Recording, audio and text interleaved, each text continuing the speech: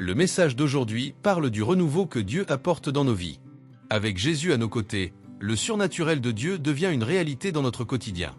Il leur dit « Mon âme est triste à en mourir, restez ici et veillez avec moi. » Matthieu 26, 38. Ils étaient là.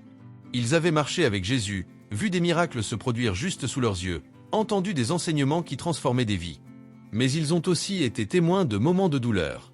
Ils ont vu Jésus pleurer la mort de Lazare, son ami bien-aimé.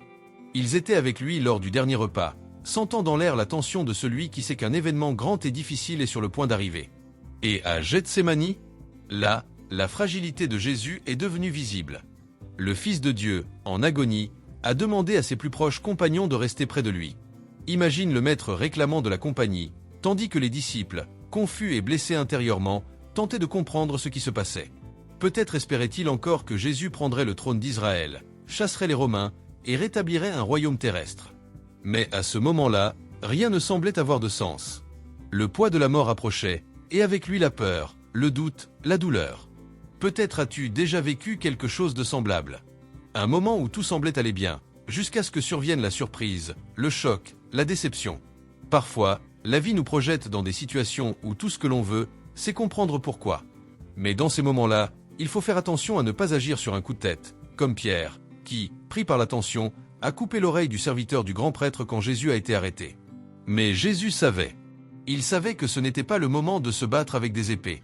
Car la vraie bataille allait se gagner autrement.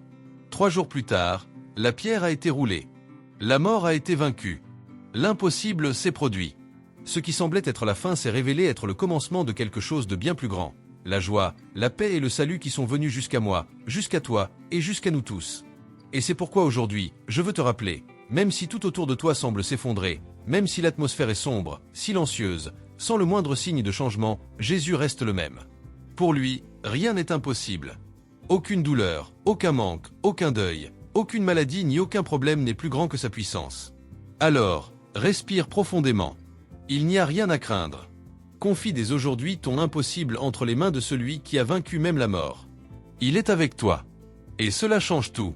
Et si tu aimes les lectures dévotionnelles, je t'ai laissé dans la description de la vidéo une recommandation pour un livre très spécial, un best-seller qui a déjà touché la vie de millions de personnes. Si tu as aimé le message, abonne-toi à la chaîne.